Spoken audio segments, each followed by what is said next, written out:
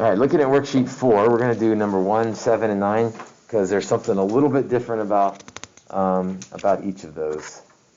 So number 1, I can't factor that with the 3 and the 4 there. So instead I'm going to solve for sine of x. So I'll move the 3 over,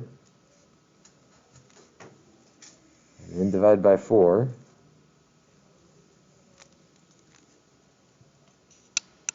You have to write small to make it all work. What should I do next? It's a method of solving quadratic equations that we used before, a long time ago, last semester. What could I do to get sine of x by itself? Or how do I undo the squared? Maybe that's the better way to ask that question. Square root it. So let's square root both sides. Sine of x equals, but when we put the square roots on, we have to remember something, the plus or minus. So when you put the square roots on, don't forget the plus or minus. And then I'm going to split this one up. Square root of 3 over square root of 4. Because 4 has a square root. So plus or minus square root 3 over 2.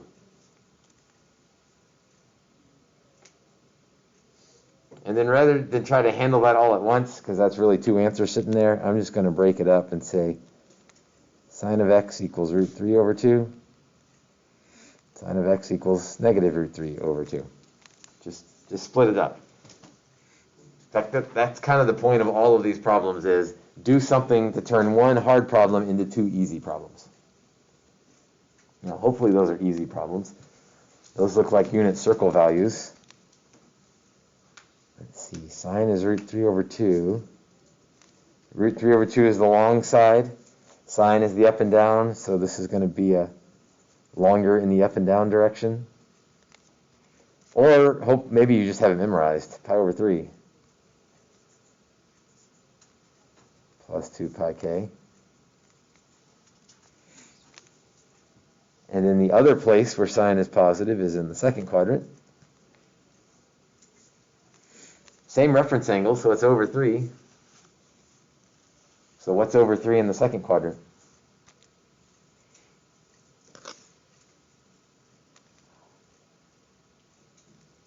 Show me with your fingers then. What's over 3 in the second quadrant? Oh, you got some wrong answers out there. So it's got to be less than pi. It's got to be more than pi over 3. So 2 pi over 3.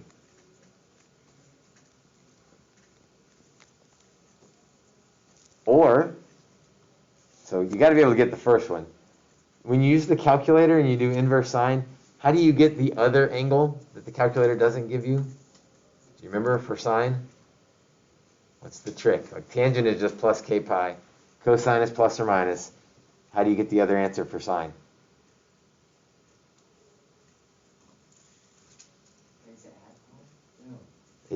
You're on the right track. It's pi minus whatever your first answer is. That still works here because pi minus pi over 3 would be 2 pi over 3. So that rule that you have to use for the calculator, it still works on unit circle stuff. So if you're working with sines, you get your first answer. Your second answer is pi minus the first answer. All right, sine equals negative root 3 over 2. This should be maybe a little easier because we know the reference angle's got to be over 3. So one in the fourth quadrant, one in the third quadrant. So in the fourth quadrant, I'm going to list that one as negative pi over 3. But if you write it as 5 pi over 3, that's completely okay. And in the fourth quadrant, so I need to be bigger than pi, but just like one round bigger than pi, so 4 pi over 3.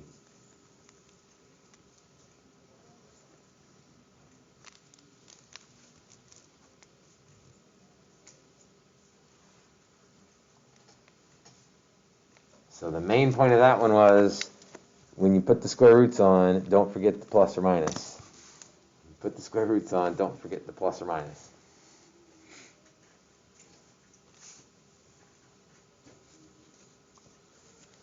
Let's look at number 7.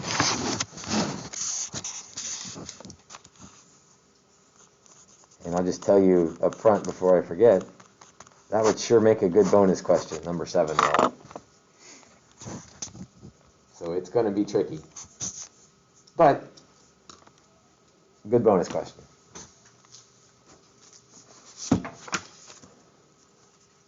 All right, well, there's no way to factor.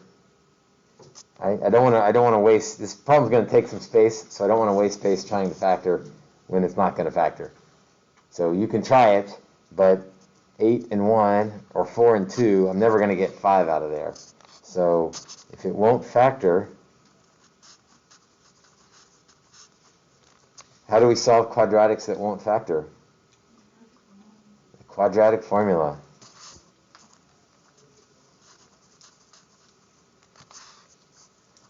X equals negative b plus or minus the square root of b squared minus 4ac all over 2a.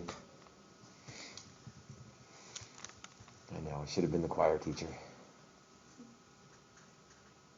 Alright, I really don't want to mess with this, with the signs in there, so I'm going to do the U substitution thing. I haven't done that in a while. I don't know if any of you still use that for factoring, but with quadratic formula, I'm going to put a U in there, just because I feel like that makes it easier to work with.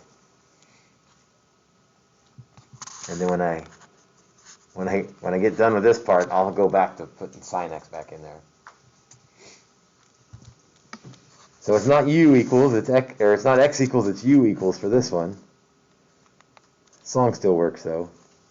U equals negative b plus or minus the square root of b squared minus 4ac all over 2a.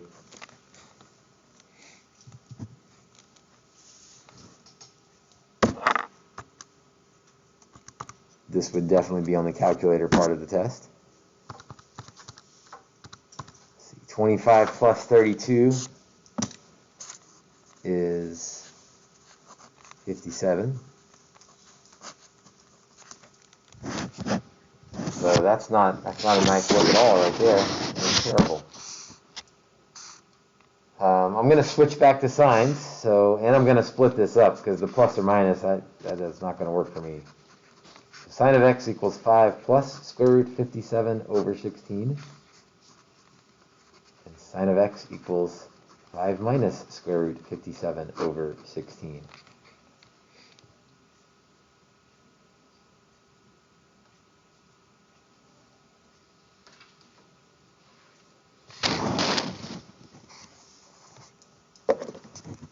Well, now it's calculator time.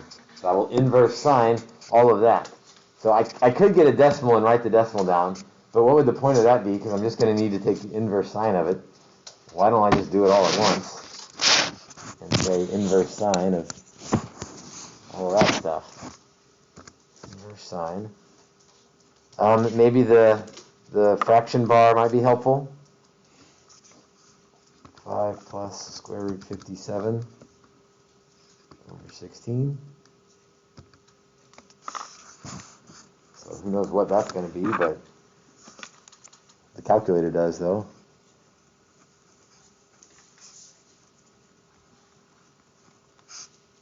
So 0.902 plus 2 pi k. That's only one answer, right? There's always two answers lurking back there. How do I get my calculator to tell me the other answer? Oh, that's a good point. So you're answering, I guess I didn't ask my question right. I do need to get this one, but there's another answer that goes with this, right? There's two angles that give me this as a sine. Pi minus the one that I got. So it gave me, the calculator would give me this one. I need that one, so pi minus answer 2.240.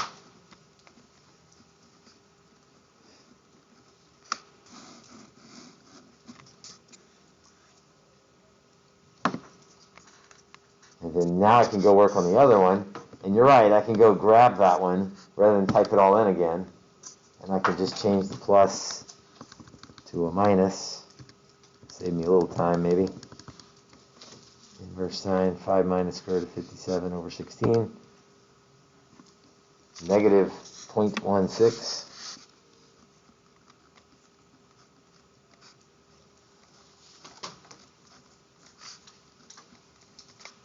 And even though that's negative, it still works the same way to find the other angle. So you're still going to do pi minus that. And sure, it turns into a plus, but the calculator can handle all that. Pi minus answer. 3.302. By the way, always 3 decimals, unless we say otherwise. Mainly because the AP test for calculus, which most of you will take next year, is 3 decimals on the calculator part of the test. So that one was kind of a nightmare because you had to remember the quadratic formula. And then, well, I guess if you remember that, the rest was simple. But the quadratic formula turns it into 2 problems, and then you're just using the calculator.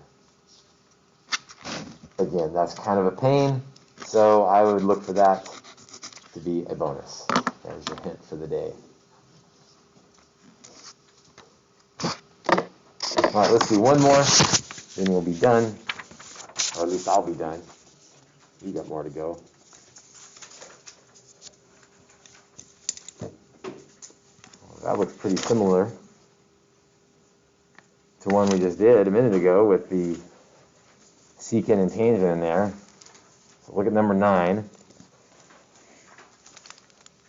Let's see. I think it was tangent squared plus 1 equals secant squared. Said I don't have it memorized, but since I've used it twice today, I think that's it. The only option for replacing is that secant squared. So in place of secant squared goes tangent squared plus 1 plus 2 tangent x minus 8 equals 0. I better be careful because that 5 is going to throw some people off. Make sure you distribute the 5 to everybody. 5 tangent squared x plus 5 plus 2 tangent x minus 8 equals 0. So collect like terms and hope that it factors. And it does, so that's nice.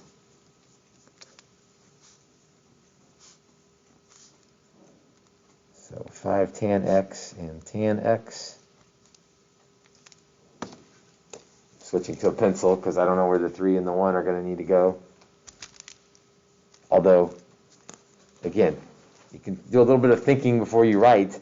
If I put the 3 across from the 5, that's going to make 15. That's not ever really going to get me what I want. So let's put the 1 across from the 5 and the 3 with just the tangent. So I'll have 3 and 5, and that'll make 2 if the 5 is positive and the 3 is negative. So we're kind of cruising through factoring, but at this point in your life, we should be able to cruise through the factoring part of the problem. And maybe even not even have to write the middle step. Tangent of x will equal 3/5. And tangent of x equals negative 1. Because we set them both equal to 0 and move things around a little bit. So tan x equals 3/5. Is that calculator or no calculator? Well, that's calculator. Tangent of x equals negative 1. Calculator or no calculator? No calculator. So this is one of those where this problem would have to be on the calculator part of the test because you have to have it for the 3/5 part. Inverse tangent of 3/5.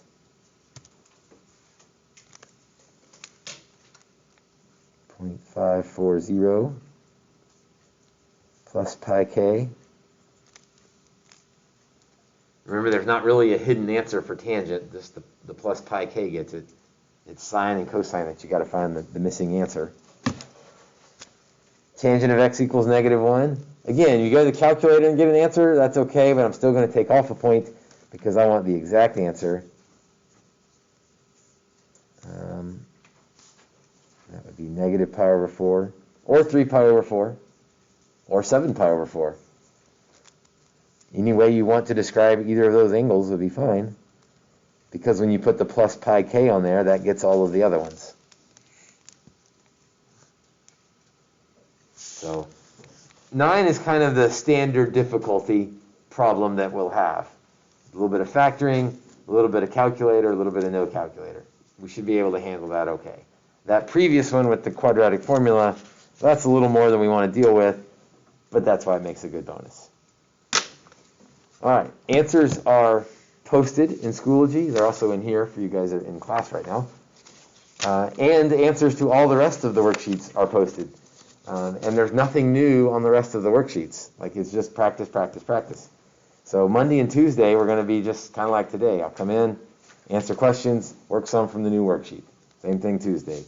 Answer questions, work some from the new worksheet. Practice, practice, practice. Nothing new. So no more new notes for this section. Which means no more new notes until after spring break. That's kind of fun.